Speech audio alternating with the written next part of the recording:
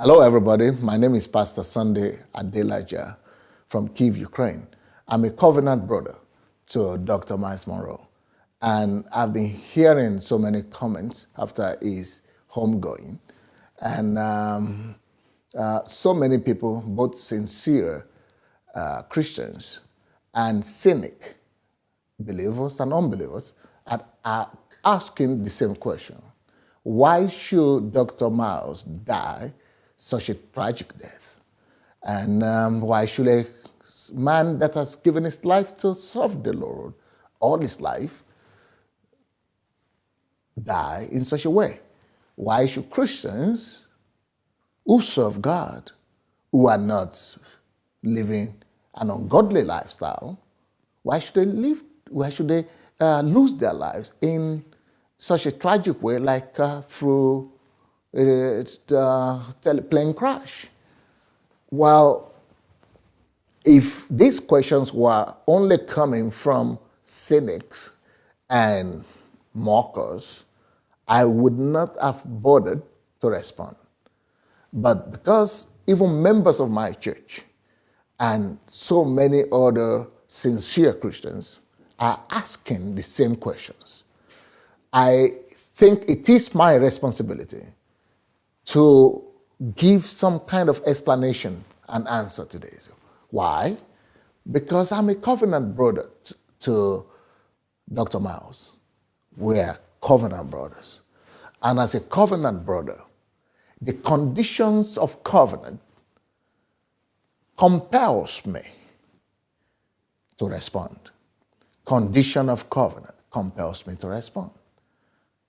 The terms of covenant compels me to give an answer where a brother can no more speak for himself.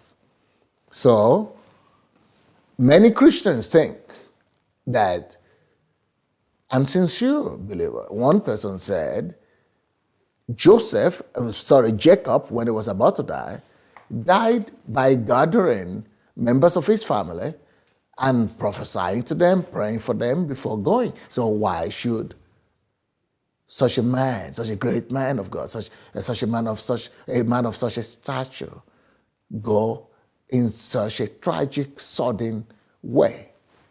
First of all, I would like to point out that the way you die really doesn't matter when you come out of when you come out of this physical world. It is to us that we think that it is something big how you die. Number one, we've talked about Jacob.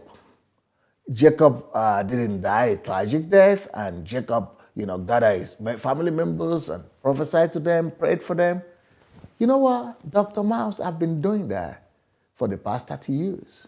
He's been prophesying, praying for his spiritual children, for his physical kids, and he didn't need to do that one particular day.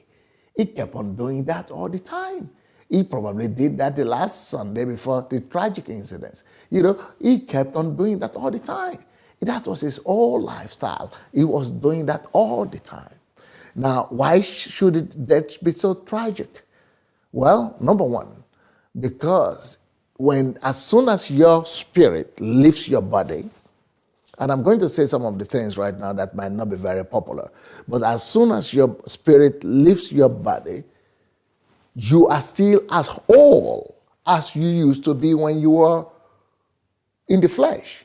But this time, you are much younger, you are much, I think, attractive, you are much perfect. You are in the perfect body, in the glorified body. And no matter how good looking you look here on the earth, no matter how whole you think you are when you are in the body, that is so much, you're going to look so much ugly. As ugly as the crashed body after a plane crash. I've listened to stories of after death, and I remember one particular story of a lady that died in the hospital. She was lying in bed. She was a young lady and who was quite fashionable and beautiful. But when she left her body, she came out of that body, standing up on top of the roof. She was looking at the doctors and family members gathered around, clovering around a body. And she was saying, what is happening here? But I'm here, and she was trying to touch them. And then she looked at the body down there and said, who is that? And she was thinking, I thought that was my body, but I couldn't look so bad. I couldn't look so ugly. I mean, she was looking so ugly, and I mean, so terrible. And she said, wow, was I so terrible? Because when we are still in the flesh, we think we are something. But when you compare that to the beauty of heaven, no matter how good looking your body or how complete your flesh is, it doesn't really matter. What matters when you die is really, let me say it, what really matters is to get that spirit out of that body. And when you get that spirit out of that body, that is when it's like you are letting fly a bird after being caged for like 60 years, like in the case of Dr. Myles. So it's like when you are in the body, you are being caged, you have been limited a lot. But when you are let loose, that is when you really breathe in to the full breast. That is when you feel the freedom and the fullness of life. So what I'm trying to say is that the assignment of death is to liberate, especially for the believer, is to set the spirit man free from the captivity of the body. And so it doesn't matter how that incident happens. It doesn't matter if you lie down in your bed and your spirit just comes out peacefully from your body, or it was in an accident. The assignment is to get that spirit out of your body. And once that is done, it doesn't really matter what happens to that body, or if that body was crushed or it was whole, because guess what? That body will still go to the grave anyway. And what happens to it in the grave? Turns to ashes. So will it not be better for it to turn into ashes immediately or to rot and get decayed over the years and gradually turn to ashes? Doesn't really matter to God, and it doesn't matter to the person involved. So we shouldn't be making too much noise out of nothing. And if we are Christians, let's just face it. God knows better. Let's just know that sometimes our religious upbringing and our religious understanding is where the problem is. But God doesn't have any problem in the sense. And the way you die, God didn't promise anybody you are going to die, around your family peacefully. That's a stereotype. I don't think there is a scripture that is violated in this case, and I don't agree with the assumption that it is because, you might be, maybe Dr. Myles might have done something wrong or teaching some doctrines. I don't agree with that. I think the man has lived a full life, he has done a good job, and he has gone to receive his reward. Now, some people are also saying that, okay, if you claim that Dr. Myles had lived a full life, what do you say about a youth pastor? What do you say about his son, who is just 4 years old? What do you say about the other people who are in their car, in that plane? Will you say they have lived a full life too? Well, we will talk about that as well. Why should God allow the life of some of these people to be cut short? I have an answer and some form of explanation for that as well. I will not say I have the full understanding into the mind of God, but I think some of these my answers will be able to bring some peace and solace to people who are sincerely seeking to understand why should God allow these kind of things to happen to Christians. And what I'm saying and what I'm trying to say in this answer, tragic death is going to come anyway. Look at David Wilkerson. It was not a plane crash, but it was still a tragic death. It was an accident, car accident. Why do those kind of things happen? Well, as I think they need to get home. They need to be set free from that body one way or the other. And once they're out of that body, it doesn't really matter what happens to that body. Because that body is like a limitation. It's like being in prison all your life.